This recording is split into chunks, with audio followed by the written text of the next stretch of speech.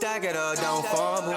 You just gotta stay humble. You ain't flip it till you make it double. Baby girl, I ain't got time to cuddle. I ain't lying to you, I just had none. They ain't give it, had to take some. I can tell you ain't all of a sudden. What the fuck, thought we came much struggle. But I know I gotta stand for some.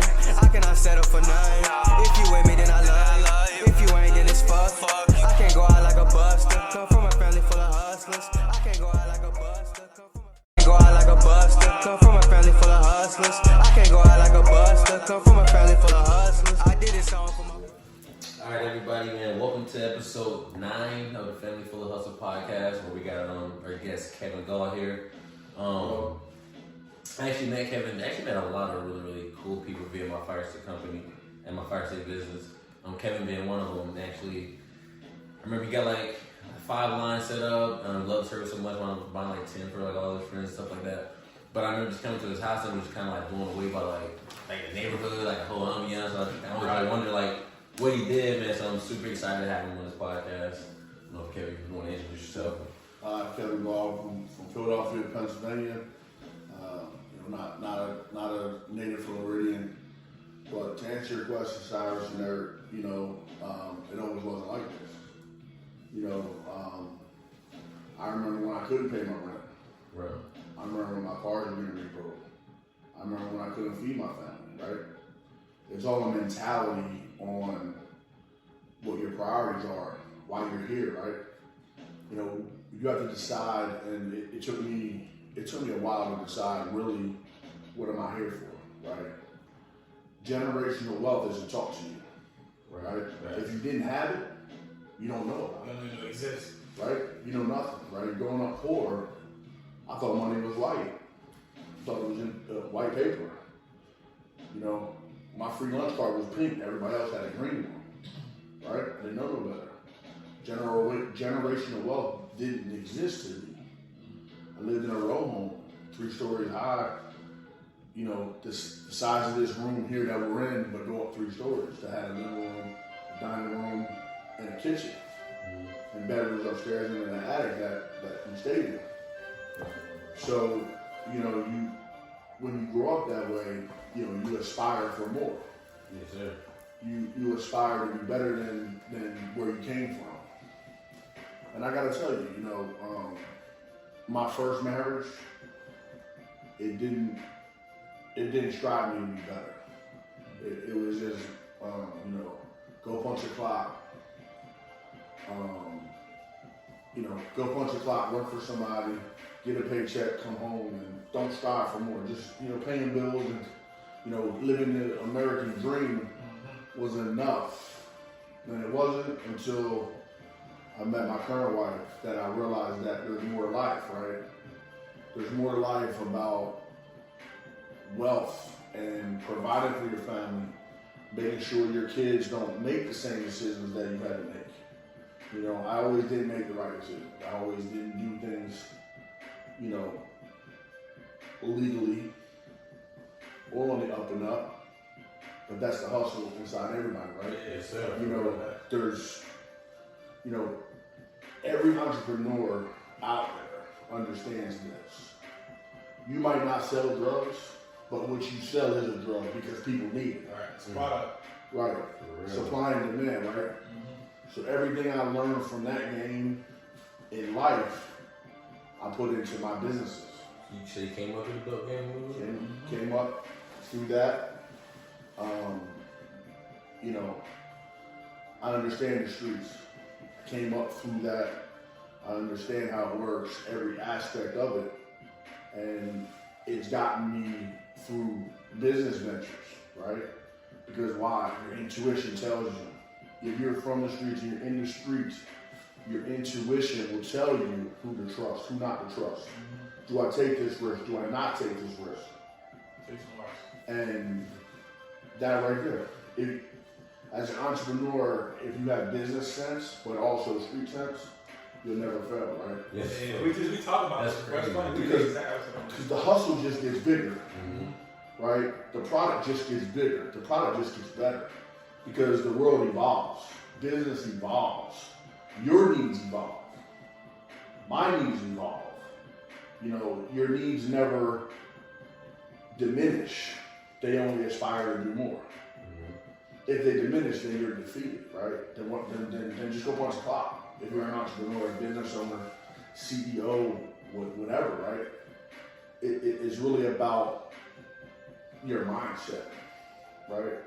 So any business that I get in, I've got tattoos. I don't know if you can see these, but right here it says first count, right? That means, and this is a very important lesson in business, if you don't have first count in what you do, somebody's skimming from top. The person who has first count, that deals with the money first, they take theirs off the top. Right. If you got second count, you're already 10% light, 20% light. So always remember that first count in any business that you do. You don't ever trust a manager to count your bread. Right. You don't trust another man to count your bread for your business. You count it first. Make sense? Yeah, it does. I mean, I've seen a lot of businesses, I've been around a lot of businesses where, you trust a manager to count the drawer. Right. If you think they're not stealing, how naive are you? How stupid are you? Even if it's $5, even if they give a soft drink away, it's stealing. Mm-hmm. Yeah. If they give their friend a slice of pizza or a burger, whatever it is, it's stealing. It's stolen. So if you don't have first count in your business, you're not making 100% of your money. Make sense? Mm-hmm. I mean, it's wild, man. Some of the things that I've been doing in my lifetime in business, working for people with partners, unfortunately, if you don't have a good partner, you don't have a good business. Do you think it's imperative to have a good partner to be successful in business? Yeah. Some people have an mentality like they just do it all on their own, you know what I mean? Unfortunately, as humans, we're restricted by time. Right? So why I'm successful is I know where I specialize, where I excel. Basically, I stay in my lane. I know how to produce this, and I surround myself with people, number one, that I can trust. Number two, people that are smarter than me, that can help me get where I want to go, but they stay in their lane. They don't ever cross over into sales development, dealing with people. They stay on the technology side. Mm-hmm. They stay in the back, right? So it wasn't until I found a partner I could trust, right, that meshes with me. Everybody wants to be a boss. Everybody wants to be an alpha male. Yeah. Everybody wants that title, right? But you need people around you to be successful. You can't do everything. There's always, the old saying is there's always somebody smarter than you, right? Mm-hmm. There's always somebody better than you. Well, why go against them? Bring them on your team, right? I mean, together, everyone achieves more. That's a team. Right. There's no I in team. You heard all the cliches. Yeah. I mean, you build that team because guess what? Everybody brings something different. I've got partners in all different businesses because I don't have time to do everything. Right, exactly. But what I have time to do is count that bread first. Always. Write that down. I mean, that's what it is. First count. I mean, very easy. It rolls off the tongue. Family full of hustlers. First count. Just embedded in there because if you think people aren't stealing from you, they are. You think employees aren't going to find a way to try to screw you over or get a commission or try to pull it over? That's what they do, right? Think about other people, other business owners, other people that are hustlers, right? They're hustlers for a reason. Mm-hmm. They're going to try to out-hustle you, right? I mean, if you take that street mentality to your hustle, you won't get out-hustled, right? I mean, that's really the mentality that I had. What really changed me is, like I said, my second wife. That's another thing. If you don't have a good foundation at home, you can't be successful either. You gotta be grounded and have that home stability, right? Work is work. Work's always going to be work. But you gotta come home to a place that you enjoy, right? That you feel good about yourself. You feel successful. If you feel successful, you're going to be successful. It's manifestation. And my second wife, who you guys have met, she taught me about manifestation, right? Speaking into existence, right? I was be like, yo, man, I tell people, oh, I ain't got it, I don't have it. Yeah. You're speaking that into the world, right? Yeah, that energy. Right. So it's real. So now, if somebody asks for something, I'm like, it's not the right time.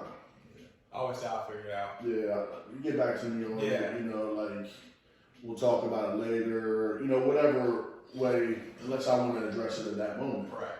Because one thing I learned, and she really embedded this, because I used to trust everybody, right? You trust the people that come into your life for a reason. What she did for me was she helped me learn what people's motives are by having conversations, right? Everybody has a motive. Nobody just gives you anything. Right. Nobody will do something for you for nothing. Right. There's a motive for everything. Everybody has a reason. Everybody has a why. Make sense? Yeah. So your reason may be innocent. Your reason may be on some bullshit. You know, like it could be anything. But she taught me to trust my intuition. She taught me to learn people's motives first. Like, just come right out and ask them, like, you know, what do you want from this? What do you expect to gain out of this? Right. Just come straight out and ask. Because people will tell you who they are and what they are and what they're about if you let them talk. Mm-hmm. Right. It's a very easy question, open-ended. You know, Cyrus, what do you expect from this relationship? You're going to give me an answer. Yeah. You know, I expect to be your partner. You know, I expect you to help me do this. I expect, you know, they're going to tell you. And then it gives you a chance to decide, does this person add, subtract, multiply, or divide my life? And it took me years to figure that out. Years. And once you figure that out, you know what these people are about. Are they snakes or are they here to help you? Yeah, my uncle just tell me that people will show you before they tell you if you don't let them speak. He said it all the time. It's true. And it's 100% facts. I mean, a person will tell you who they are if you just listen. You know, so many people want to talk about what they do, what they can do, but if they took the time to listen, you'll figure it out. You know, in every business that I've ever been into, successful, unsuccessful, there's always that time period where you got to figure things out, right? Mm-hmm. Yeah. I mean, that's for sure. Right there. You know, is this going to work? It's a guessing game. You know, nothing's laid out for anybody, right? You know, I failed so many times. Right. So many times, but if you don't get back up, you know, then you just failed, right? Who wants to be a failure? Right. You know, like we were talking earlier about like pop culture and, you know, different things that affect the mindset of people today. Right. I can't listen to it. Right. You know, I'm listening to music from 20 years ago, just because it's relevant today. Right. You know, I mean, that's just the way, you know. Right.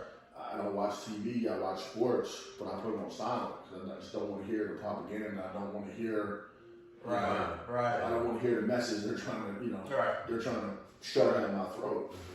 You know, and too many Americans these days, you know, if you watch TV, if you watch the news, it's about, you know, a virus, it's about unemployment, it's about hurricanes. You know, where's the positive on the TV? All the drama, but not the.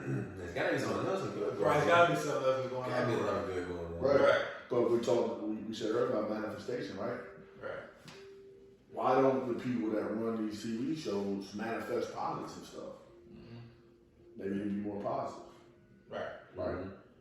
You know, you manifest, you know, these drugs on TV. You manifest suicide on TV. You manifest wearing a mask. Right. Every commercial. You know, since we've grown up in 30 plus years, did you ever see somebody wearing a mask if they weren't a doctor in a commercial? Right. What's funny about that is like they put like all the negative stuff in every movie, every TV show. It's gotta be one of those things in there. And it's like they act like you can't have a good, like it can't be good entertainment without it. Like it's all about the numbers. But how y'all know if y'all ever tried it? Exactly. How y'all know? How y'all know? Controversy sales. Right. Maybe How y'all know it's not having effect on people? I never tried. I never switched it up. I mean, look at all the popular shows. I mean, it's about negativity. Right. You know, look at what's popular on TV. I mean, even sports try to divide the American people. Yeah, it's more about a debate than the game. People debate about Michael Jordan like he played. Right. Debate about current players. Right? So how do you deal with negative? I mean, I don't think no one can live like 100% positive life. This is gonna be bullshit. This is gonna happen. There'll be obstacles. How do you deal with that negativity when it does come like front and center? Or drown out the noise. You know what I mean? Again, it depends. And I said this earlier. It's really your focus, right? Like my focus is generational wealth for my children, my children's children, right? The happiest day in my life was recently when I had the ability, financial ability, to sign a trust for my family, where there is something now, there's generational wealth now for someone other than me and my wife. That's the greatest day I've had in my entire life, because I know that they will have something to last them. Mm-hmm. And everything that I'm doing now, every step that I make now is strictly for them. It's all for them. Because, I mean, I'm 40, got a long life to live, but I've been there for a while. And now my focus is strictly on them. And, people are like, well, you gotta live for yourself. And, believe me, I can do what I want to do. But I knew what it was like to struggle, right? People that say that stuff, they never had a struggle, right? Mm-hmm. Yeah. They grew up with generational wealth, right? Or privilege. Mm-hmm. They grew up in an environment with a silver spoon. A lot of people that say that. And believe it or not, a lot of people that are wealthy are negative. Because they're afraid to lose their wealth. Mm-hmm. Right? Mm-hmm. Living in fear, right? So you play it safe. Play it safe, don't take risks, right? Right. Don't grow the money. Don't take risks and to make more money. Mm-hmm. We're happy where we are, right? Who wants to live in fear? Really think about it. Who wants to live in fear? I met so many great people, in my neighborhood. They're great. And it's like, they're all like 10, 15, 20 years older than me. One of the youngest people at the club here. And I told my wife the other day, like, they've already came up, right? Mm-hmm.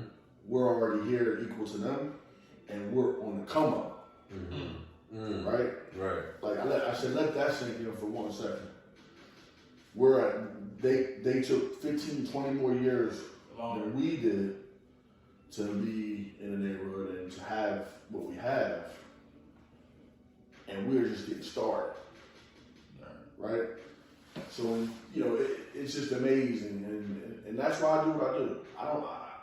I don't do it for material things. I do it for the family. Everything I do is for the family. Mm-hmm. Like, I don't ever want them to have to make any decisions that I have to make. I don't ever want them to turn on the light and it don't go on. Right. Or have to park your car in a parking lot and walk home because the repo man is looking for it. Right. Or lock it in the garage. Or go even as little as go punch a clock. Mm-hmm. I mean, that's the moves I'm making now. Is to set them up with residual income for the rest of their life, that they don't have to make those decisions. Yes, do they have stipulations? Yes, they have to graduate from college. Yes, they have to be a certain age to receive anything. They have to earn it. Right. But it's there, right? If everything was to fall apart, we're going to have something to not make bad decisions that I've had to make. Right. That potentially could ruin your life. Mm-hmm. And what does money do for you? Money can't buy you happiness. It's a tool. Right. It only gives you options. It gives you decisions, right? You can make the same bad decision with money. Look at, actors and rappers and songwriters and, movie stars. They all make bad decisions. They got plenty of money, right? It just gives you options, right? Do I want to eat McDonald's or do I want to eat Ruth Chris? Do I want to, play golf? Do I want to, it just gives you options to do, but doesn't make you happy. It doesn't buy you love. It doesn't, all those cliches is true. I have a question, like kind of just piggybacking off of that happiness and stuff like that.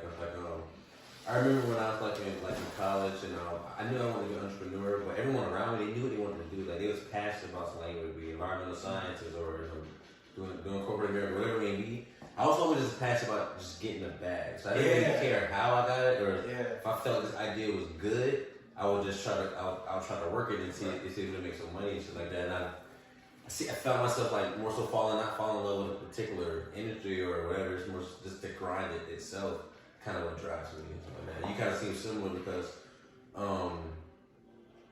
know about a couple of your business, but they're different industries and stuff like that. So I always felt like I wasn't part of the clique. Right. Because I was different. I always felt different than everybody. Because my vision was different than them. Yeah. My vision wasn't, let me get my college degree and go work for some cat. Yeah. My vision was, I want to be the cat. Right. I never mentioned that. Big cat. Right. My vision was deeper than my vision, my thought, and the process was deeper than that. So I understand what you're saying. And a lot of people, when they told you what they wanted to do, here's a prime example. My stepdaughter, our daughter, had no idea what she wanted to do in high school. But her mom said, you know what, you would be great at this. You'd be great at this. And positive reinforcement, positive. She's going for her master's in that field and loves it, right? So a lot of the kids that you're talking about, their parents have spoon-fed them. And I don't know who they are, what they are, but I know from experience, if you're spoon-fed something positively on an everyday basis and you feed into it for as a young man or woman, okay, well, that sounds good, and you always have that strive to make your parents proud of you, right? You always have that drive to make people you want to make people proud of you. And, you want the accolades, right? So, what better way to do it than my parents told me that I can be a dentist, and I am. And I am, yeah. We're so proud of you, Johnny. You did great. This that peace, right? So going back to what you said, I always felt like an outcast. Like maybe there's something wrong because I didn't know what I wanted to do. For real. Yeah. Facts. Right? That's how it got money, bro. You're right. So here I am. I'm sitting in the classroom in college, and I'm like, what am I doing here? I was here to play football. I played football, but I'm like, what school? I went to Kutztown University. It's a D2 school up in PA, but I'm like, what am I doing here? Wasting time, right? Like, why am I here? I don't know. I never knew why I was there. I felt like I had no purpose. So, growing up poor, not knowing if you have a purpose, feeling like an outcast, because like you're destined to fail, right? You're destined to just be whatever. So, when I left college, my dad was a steel worker, still is, 40 years in a steel mill. And on my drive home from college, I was like, man, I guess I'm going to be working in a steel mill. And I passed by my house and ended up here in Florida. Never turned back. That's crazy. And so I made it down here right after college. I was like, I'm not doing it. I don't care what I got to do. I'm not working in a steel mill. I'm not going to punch the clock. You know what I mean? I'm going to write my own paycheck. no matter what. So my first job was with independent office for ADT. It was not a security company? Yeah, ADT Security, Home Security. And when I tell you about thinking outside the box and thinking how to get the bag, right? So, first job, and knocking on doors, getting in the door, selling the product, but hey, they didn't qualify for credit, right? You don't walk through a neighborhood like this, getting security, you got security, right? Yeah. You're not in the best neighborhoods, right? You're selling security. Well, they didn't have the best credit. I mean, I'd run their cousin, I'd run their mother, their father, wherever, all across the country to try to get them approved. Yeah. Couldn't get them approved, right? So, first week, I ate ramen noodles and hot dogs. And I said, yo, I can't do this like this. I mean, I started to feel like a failure. So what did I do? I went online, ordered the signs and the stickers. Went back to the same people that I sold to. Hey, the signs and the stickers are the number one deterrent. I started selling signs and stickers for $500 in cash. They didn't have credit, but they had cash. Everybody along every block had signs and stickers. Oh, just like for the perception. Right. Yeah. $500 a block. Second week, 30 bands. Just walking blocks selling signs and stickers. For ADT. Never sold a security system. Bro, fucking genius. But let me tell you, I would always look in, on the crime stats, be no crime in that neighborhood. Right. No crime in that trailer park. It's high. There's always a way to get it. Always. You just have to figure it out. And that's one of my best attributes is problem solving and figuring it out, right? Okay, if I see something, my best attribute is to figure out how to make it work. Right. And my other best attribute is don't waste a lot of time on it. If it don't work, it's not gonna work, right? You can't shine shit. Right. You're just throwing money at something that, Right. you got a 50-50 shot. That's not great odds. You know someone's gonna make it. And it's really not how much you put into it. Right. But that's just a small case. And then after that, I couldn't get the signs no more, couldn't get the stickers no more because they figured out what I was doing. So everybody, they're like, where are all these signs? And we're not selling enough security systems. All these signs going. I was screwing them up. Because again, I was an employee. I wasn't the employer. Mm-hmm. So I found a way for me, not for you as the owner. I didn't give you no piece of that. Right. I did that. So when I tell you about first come, that's what that means. If that gentleman was really paying attention to his business, it wouldn't be happening. Right. You know what I mean? He would at least got a piece. Right. But he was too busy doing whatever he was doing. Second job down here. Depending on the frame of mind, what age were you at this point? 22. Okay. 22. 18 Fresh years ago. out of house. I was 22. It was 18 years ago. Second job was with Citigroup. I wanted to learn the call center business. Okay? So I took a job as a customer service rep, making $22,800 a year. That was the offer 18 years ago. Plus commission. And it was straight customer service, but you could sell products to make the commission. So I figured out how to do the service real quick, but I figured out my transition to be so smooth on the phone that I made a sale almost on every single call. So, then you get bonuses and things like that. But I wanted to learn the call center business so I understood it, right? Because everywhere you call these days, right, it's an offshore call center. Nothing's in America no more. Right. all these jobs that we used to do as Americans is now all offshore, right? Right. So I had a vision 18 years ago. I want to learn the call center business.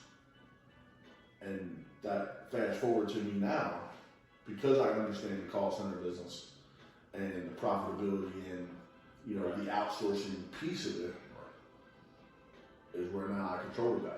Right. That's how we're trying to do in real estate. That was kind of earlier. So, you know, because I understand how it works, just from taking a $22,000 job to learn, right? It was a paid learning, it was a paid internship, I call it. Right, right. Low paid internship. Those are important for a lot of people, though. For real. But I learned. And the more you learn, the more you know. Power is knowledge. Power is knowledge, right? What do you guys think? No, I'm answering the question. What do you guys think the most valuable commodity in this world is right now? Your brain. I'll say time. True. Data. Data. Data is the most valuable commodity today. Talking about this earlier. Yeah, we did. You've had an algorithm, right, that you deal with and Yeah. send tech, right? That's all data. Yeah. It's all data driven.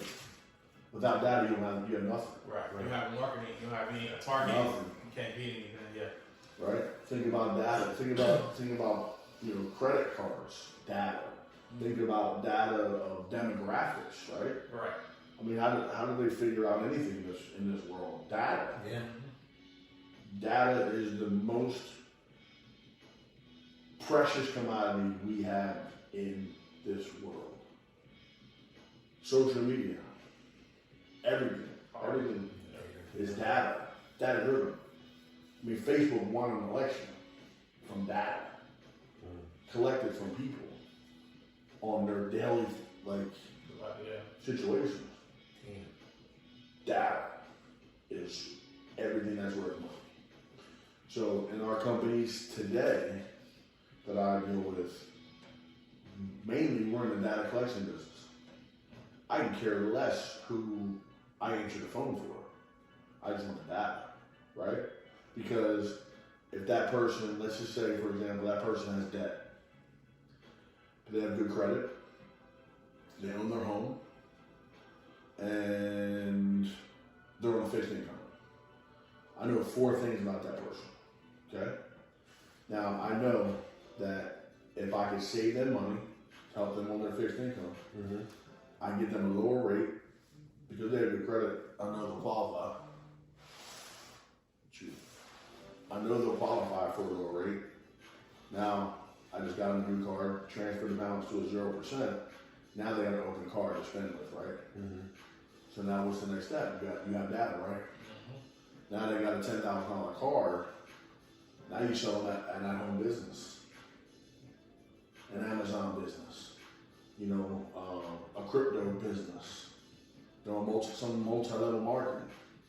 You know they have open credit, and you know they're phone buyers, right? It's all data. All data. It all comes from data. Hey, you selling an Amazon business? Like a turnkey? Like an FBA or Like, for example, I can set anybody up with an Amazon website, and it's just a landing page. For example, if you were to Google size 13 Jordan 11s right now, I bet you Walmart comes up. Oh, yeah. Does Walmart sell Jordan? No. And guess what? They're getting a piece of that bag on the landing page because you trust Walmart. So you're going to pay an extra $10 to buy them Jordans from Walmart.com because you trust the site. Right. They're just buying them from whoever else. Nike. What we're doing, Kodak. close drop shipping them. That's all they're doing. But if you look at it, Walmart sells Jordans. I got an argument with somebody. I said, Google it. Right. I seen it before and I was like, why am I fucking I selling never Jordans? known it. Yeah, just I like kind of just put 2 and 2 together. I was like, it's gotta be some other shit. Just like, you know. It's a landing page. Walmart. You can buy anything from Walmart. Anything you want. All they are is a building, just like Amazon. Yeah. Right? Think about that. So, and what are they doing? They're collecting data. You buy a pair of Jordans from them, you don't think Walmart's not going to say something about Jordans? Right, you'll have an ad every day. right? Email. Think about that. Think about all the emails you get. Think about the ads you get. Mm-hmm. Think about anything you Google. Right. All of a sudden it's on your Instagram, on your Facebook, all that. right. Think about that. What is that? Data. Nothing more, nothing less. Mm-hmm. It's the most important commodity in the world today. Is data. If you automatically knew what he was thinking all the time, life would be easy. Right. I mean, that, if you collect enough data, you'll know. Yeah. I mean, this is just an example. Right. But think about every customer you go to sell. If you knew what their pain points were, and what Right. problems we need to solve, and whether, right. So with the data collection, I know they're on a fixed income. I know they got credit card debt. I know they have good credit. And they own a home. You have enough data there to help them make a buying decision. Mm-hmm. Think about that. The more data you have, it's power. Manipulation. You manipulate them into whatever you want because you already know what they're up against. So is this like your main business? Is your business like a collection of like call centers in different industries? Yeah, break that down, like specifically. So right now, we're doing a campaign to help folks get out of debt, Mm-hmm. better their credit. So our call centers are on a dialer. Mm-hmm. So they get leads based on debt, age, income, and they just dial. Right. And it's a press one option. You probably get them now. Press one to hear more about this. Mm-hmm. So that's how you get around the do not call list. Mm-hmm. They got that consent, yeah. You do an option one campaign. So anything that you want to do telemarketing wise, make sure you get your license. We have our license. And people are like, oh, that's they think it's so expensive. It's $1,500. And you have it for as long as you make For the license? For the license. Write that down. But the first offense for the FTC is $50,000. Mm-hmm. Each call is $10,000 after. So think about it. And the FTC, they don't play. So spend $1,500 and cover yourself, and then it's $50 a year after that. It depends, and it really depends on what state you're in. Florida's expensive. Like if you were in Vegas, it's like $50. If you're in Phoenix, it's like $50. A lot of call centers are there. Florida knows that there's a lot of centers here, and they just capitalize on it. So you have that license, and so the way you get around the do not call list, as I said, and block numbers and all that, and robocalls and all that jazz is you do an option one campaign. That person is hitting one to hear more about it. Mm-hmm. That gets transferred to a financial advisor, and they really just talk to them over the phone. And we use any type of anything that the government's offering, any deals with our lenders that we can help. A lot of times we just call our own bank and say, listen, we're having financial hardship right now with everything that's going on. Can we get a little rate? If you don't ask, even on your own credit card, even on your own debt, if you don't ask for a little rate, you'll never get one. The bank's not in the business just to, hey, Eric, you're doing such a great job. Let me get a little rate. Let me give you a little rate. I mean, it doesn't happen. It's how they get money. It's capitalism at its finest, right? Just like insurance. If you don't shop around for insurance every 6 months or even 3 months, you're killing yourself because they just raise it. Proactively raise it. Geico's going to save you 15%. Right? You wear them out for 6 months and you change someone else. They always give you a lower rate when you change. Why would you stay with the same company and go up? Makes no sense. Sure. Think about it. Think about how long you got car insurance. Right. Has it ever gone down? No, it's just Only when you switch. Right. Yeah. Right. There's ways to save dollars, not pennies, dollars. Every dollar saved is a dollar earned. Think about that. I used to not understand that. I used to really not care. I would never look at a bill, just pay it. Go out, eat, right? But when you start looking at it, it's wasteful, right? It's wasteful, and Jay-Z, one of my idols, Yeah, Jay-Z. that I look up to. Jay-Z, absolutely. He said, if you can't buy it twice, you don't need it. Right? Mm-hmm. If you can't buy it twice, you don't need it. And that resonates with me. A couple other things that he says resonate with me. What's more important than don't money to trip up credit, right? You know, you have the ability in this country to use other people's money to get wealthy, to get the whole bag. And the risk isn't on you. Who wouldn't do that? Right. But again, being a young man, coming from a poor place, the only goal is to get out, right? There was never an education about credit. There was never an education about savings. There was never an education about budget. Sustaining wealth. You know, right? But if you don't have wealth, how do you sustain it? Right? If you live paycheck to paycheck, how do you sustain it? You don't. You're living paycheck to paycheck. So, really what clicked for me was I just figured out how to do the job, but I also figured out, because everybody, what I do is not proprietary. Anybody can do it, right? But what makes me unique is, if you look at anybody I deal with, I always pay. There's a lot of folks out there that are just undercapitalized when you're in a commission business. They're just undercapitalized. And if something goes wrong, they don't have that nest egg to pay. Right?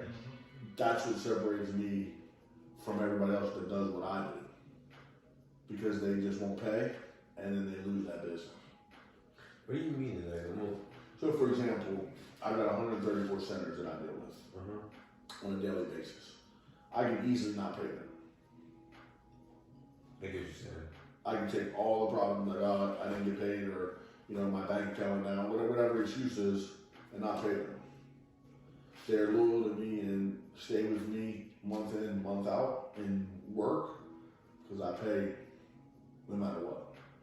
And they understand if we have a bad month, they understand, it may come a day or two late, but it'll be there, right? So many businesses and people are just undercapitalized, right? That's where credit comes in, right? That's where partners come in. That's where financial partners come in, right? I mean, to be honest with you guys, I could not be where I am without a strong home base and a strong partnership. Because I know one part of the game. I know the whole game, right? But I can only do one part of the game. My partner handles the other part of the game. And then my wife handles the home game. And that's important. You gotta have a strong woman to hold the household down. That you come home to, it's clean. You'll feel welcomed. You're happy in your household. If you're not happy in your household, then what are you doing? You're out running the streets, right? Spending money. Doing things that are not what you're supposed to do for your family. That's what it turns into. It's just another expense. But if your home life is secure, your family is secure, there's nothing else better. You come home to a happy place that you want to be at. Who wants to own a miserable household? Right? Who wants to go to work? Think about this. I see so many unhappily married couples that go to work every day and come home to a miserable house that they pay for. That's depressing, man. Who the hell wants to live like that? Right. You go to work to pay for something you don't even like. You don't enjoy. If that's not hell, I don't know what is. That fucking sucks. Think about that. That's why my success is because my household is secure. And I do it for them. You have to have a why. So let's go back to employees and being the boss, right? What makes me successful as a CEO of my company is every single employee, I know their why. When they fill out an application and I interview them, on the back of the application, I want them to put their why. How many, and I also, if we're doing a group activity, like some group activities, I'll be like, what are you worth? What's your worth? And you'd be surprised what answers you get. Because your worth isn't necessarily monetary, right? You have a worth at home. You're a great mother or father to your kids. Right. You're a great provider for your family. It doesn't have to be monetary. You're worth something to someone or something, right? So it just sparks conversation. What am I worth? It makes you think. What are you worth? Why am I doing this? And if anybody that ever works for you, if you find out their why, and you manage to their why, the why could be anything. But like, Eric, what's your why? Like, why do you do what you do? Legacy, family. Right. So imagine if you work for me and, I'm on your back about, getting numbers and meeting goals. Right. You're like, yeah, whatever. But if I'm like, hey, Eric, how are we coming towards that 501c for your kids' college? Eric, how are we coming towards that, new car you want? Right? I manage people to their why. That's why they will run through a wall for me. I manage them to them. I know each and every person their why. That's interesting. Because we talk to a lot of people who are like, bosses, what I'm saying? And ourselves included, who I've never heard anybody Say people like yeah, that. say it. Is that something you just kind of naturally Right. Something you just learned, someone treated you that way? Maybe? Yeah. So I was in a sales meeting, and this gentleman from North Carolina, he got up there and he was talking to all the managers. We were territory managers and regional managers at the time for the company. And it was a commission-only job, and it was selling credit card processing, which I still do today, which is a great business. And we'll talk more about that in a few minutes. So we got up there, and he handed us a sheet, and the goals at the time were $4,000 a month in sales quota, which net pay would have been about $2,500 a month. So when he got up there, he handed out this sheet, and it showed the poverty level on the sheet. So we were managing people to a number of $4,000 a month, right? On a commission-only job, after taxes and everything like that, you brought home $2,500. That was below poverty level for a family of four, which was eye-opening, right? You think you're meeting a goal as an employee, or what I'm pressing you to make, or helping you to make. Right. I'm helping you to live below poverty, right? Think about that. That goal was to help them live below poverty. And he says, we're here to serve and to lead. And it stuck with me for almost 20 years. We're here to serve. Without you as an employee, my business doesn't run. Your goals are different than my goals. Why would I manage you to a number that has you in poverty? I'm not doing you any favors. Right. I'm not managing you. I'm managing you to live on the streets. How does that make me feel? Right. Like shit. And he said, each and every one of his people on his team, he was the highest producing manager. And everybody wondered, why do you do it? And he said, I asked everyone what their why is. Everyone has a why. No one wants to work. Right? I think, who wants to go to work? Nobody thinks they're just born and working and pay bills and die. Right. Who wants to just go to work, right? So each one of his team members got up and they said their why in a little elevator pitch. And I'll never forget it. This is how powerful it was. The one lady, she was maybe mid-50s, early 60s, and she said, I want to take all my grandchildren and family on a vacation. So the guy's name was Nathan. Nathan said, here's what I want you to do. I want you to write a check out of your checkbook to the local travel agents and find out how much it's going to cost. And I want you to write that check. And I want you to put it in your visor. Every day you get in the car, when we do our little huddle conference call, I'm going to tell you to look up. You're gonna look up at that check, and you're gonna know how close you are every single day, every single sales call. He managed her to what she wanted, not to what he wanted. His goals are different. The other person, had an older car. She wanted a new car, so he had her put a picture of the car in the visor and wrote the check for the car. Guess what? That woman took her family on vacation. Didn't miss a beat financially. The other woman bought the car, didn't miss a beat financially, paid cash for it, no payment. But you manage the people's whys. Imagine an employee comes in, you don't know their why, and you jump on their back because you want them to hit a goal. But imagine an employee comes in and you say, hey Cyrus, I know your goal is to, buy a house, right? How close are you to the down payment, Cyrus? Do you need help? What can I do to help? How close are we on this deal for you to get that down payment? Number one, you're looking at me like, wow, this guy actually reads what I wrote and he cares, right? Right. He respects me as a human. He respects what I want. He's not managing me to some company goal. So anybody that ever works for you, find out their why. They're going to tell you their why. And if they don't know it, that means they really don't know where to go.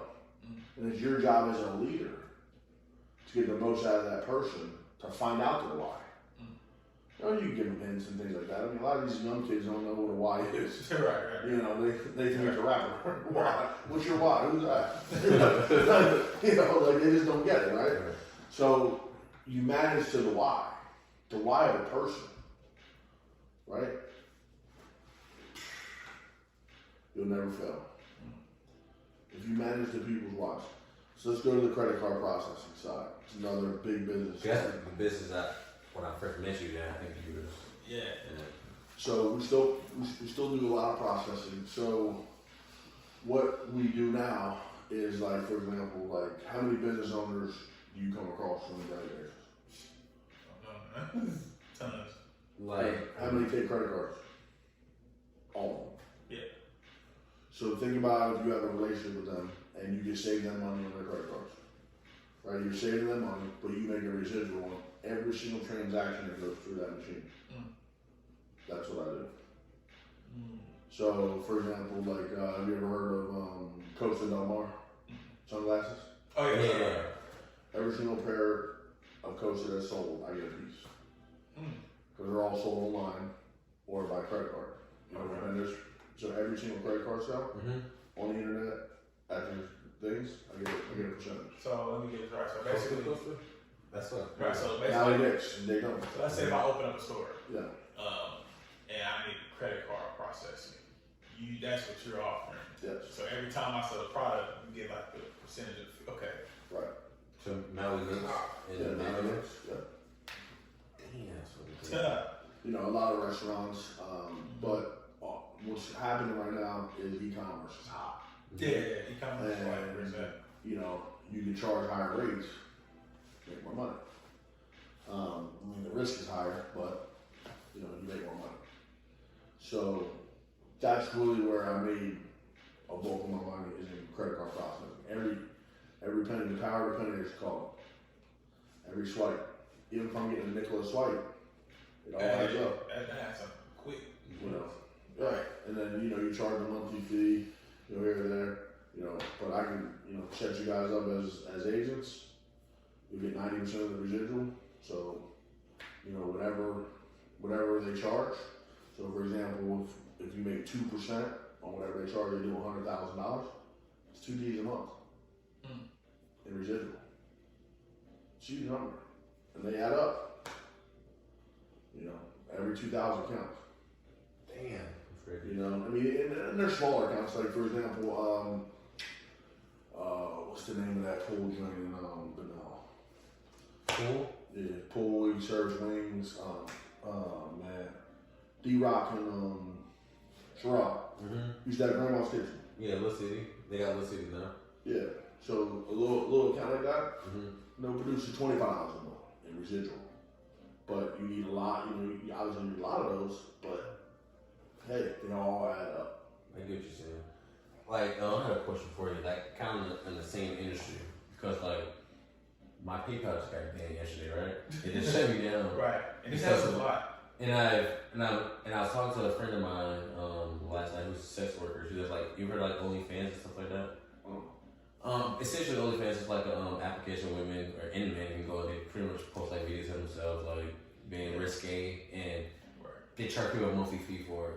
But anyway, like people like this, one of the biggest problems they have, she's very successful, like she's making more than I, you know what I'm saying? Like and like people in the IPTV industry like I am, there's like a certain industry that are like considered high risk that a lot of these payment processors companies won't fuck with.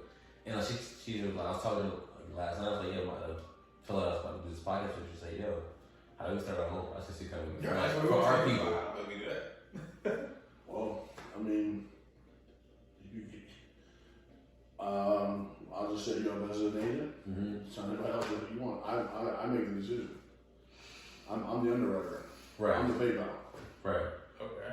So you can have a bid tomorrow in 5 minutes. Alright, You can process in 5 minutes.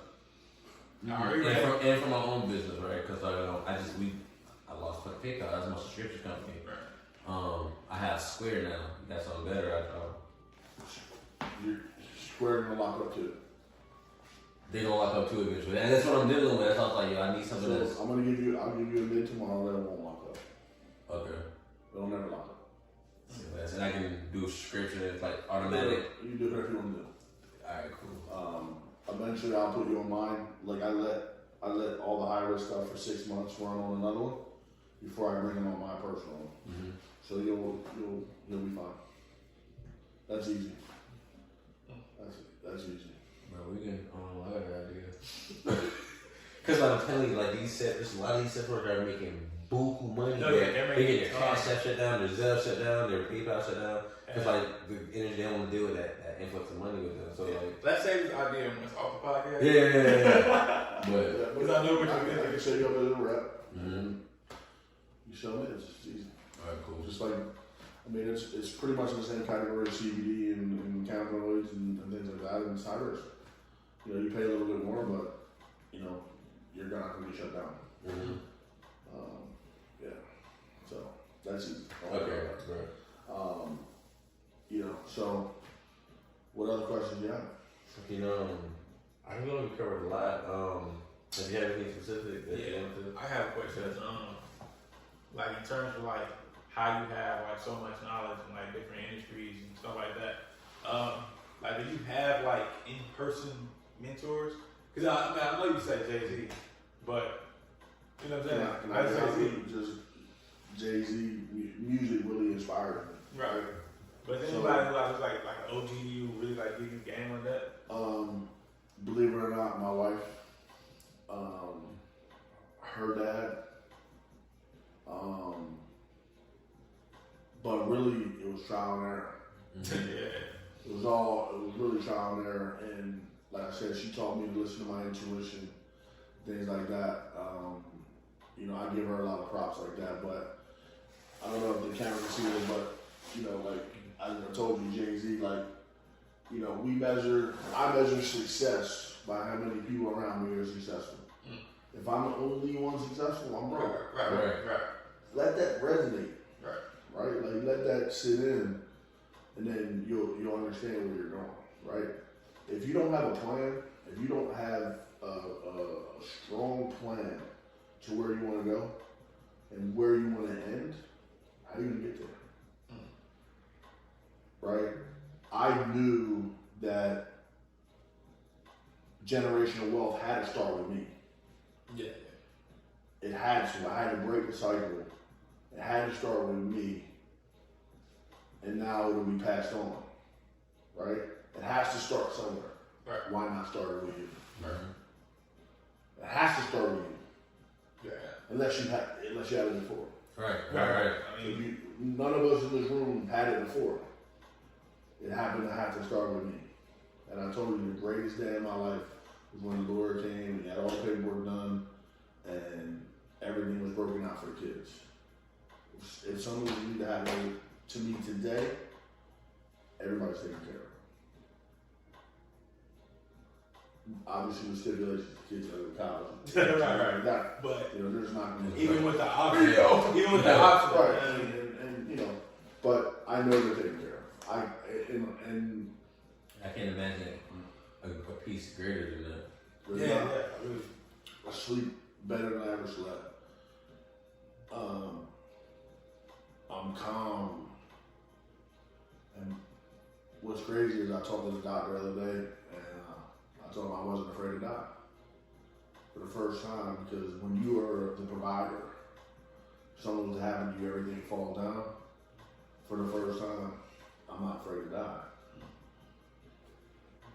because everything's taken care of. I can go peacefully. Mm-hmm. Not that I'm ready. right. That's what you're saying. Yeah. That calm, that peacefulness is there. And, I didn't want to get into this, but I'm going to get into it. There's a lot of propaganda out there and a lot of, black, white, whatever. It doesn't matter. It matters what's in here and what's up here. I don't see color. You come to my office, I hire who's ever qualified. Because I don't care. Now, there are some folks that care, but I'm going to tell you right now, you guys as young black males, man, you got the world by the balls. You just got to figure it out. And you're on your way. You're a smart dude, bro. You're smarter than me. You're way smarter than me. And you, with just the data you have, you got it. You just got to know how to work it. And, that's, my inspiration comes from music, to be honest with you. A lot of us coming I out. just been Nip and Jay all day. Like old school Jeezy, just that hustle, those hustlers, man. Because they came from the streets, right? And the stuff that Jay raps about now, it's almost like Jay and I evolved. Right, I look at the same way. Because I was in college when Reasonable Doubt dropped, Mm-hmm. right? And that was hard. And as we evolve, now Jay and I are talking about buying paintings and wealth. Right. Right. We're and it sounds weird. I but when you talk about how you did, everybody knew what they wanted to do, but you didn't. Yeah. I feel like I could just turn on a record and listen to it, and I don't hear the beats. I just hear the words. Right. And the other day I happened to hear a song, Somewhere in America. Remember that song by Jay? Somewhere in America, And they snatched it. yeah, and he said, "Yo, guess what? I just bought your neighbor out cash, so I pay cash for the house." Just like pay cash, a bunch of neighbors. yeah. Come check what your neighbor's about, right? I mean, all these old heads right here, they don't know what I'm about. Right. But it's just like, it just happened to, I started having. And then he was like, yo, Frank Sinatra in my way. Mm-hmm. Right? The camera can't see it, but you can. Yeah. Frank Sinatra Sinatra. at the solo, loud as fuck, and then But we never, ever, ever, ever, ever, ever forget where you came from. Right. You got it. Mine. Ever forget where you came from. Because if you forget where you came from, you won't get where you're going. And that's true facts. I talk to my mother every day. She still punches the clock. She works for me, punches the clock, sells masks. My dad still works in the steel mill. They don't get it. They don't understand how we get this bread. They don't. They think I'm selling drugs. Because they're like, how did it happen? You don't have to. That's funny. I got a portion of my family that think I'm a scammer. Yeah, it's part of that they literally think I scam. I'm like, bro, I have such a legit business. I'm just out here. I already with your family about that. But it's hard for family to understand that. Right. But understand their generation is different. Mm-hmm. Right? Just like the next generation. They know these millennials know everything. Mm-hmm. You can't say nothing to an 18-year-old. Yeah. You can't say shit to a 20-year-old, 21-year-old. Yeah. They know everything. I had an employee telling me, he said I didn't know the game. It's funny when he said blame I don't know this good. Yeah. So it's like I said, so it's like I said, bro, I wrote the game with you and your daddy's balls, man. Get out of here. like, you know, right. You know, just these kids know everything. I have a question of curiosity. What's your biggest month in like year of gross? That you recall? In 30 days, like 1 month spent 1.5. Shit. We did it in 3 weeks. Damn. And I got sick. I got COVID. Or I mean, before COVID was COVID, we did 1.5. I got sick for 3 weeks in bed. And yeah. I did 1.5 sitting at a desk by myself. Me and my partner, who was my partner now. On the credit card processing? Yeah, we split shifts. He took nights, I took days. So 12, I took the first 12, he took the next 12. And we processed 24 hours a day for all these rooms. They did the automobile, you get them calls. Yeah. Well, when you're warranty, automobile warranty. Yeah, I get them all the time. Yeah, tech support, final expense, and one other one I can't remember now.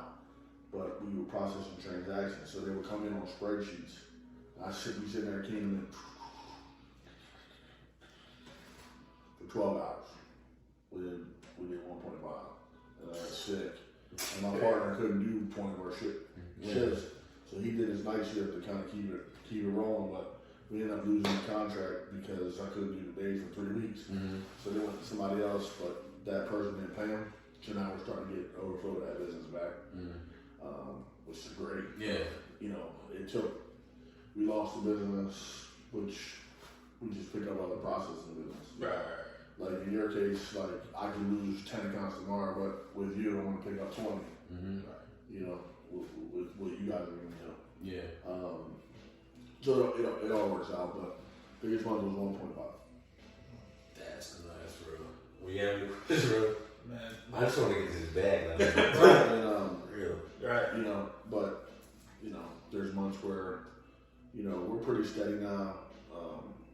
We average about this office will do about 7 to 8 mil this year, and I mean that's really not even The debt cost center.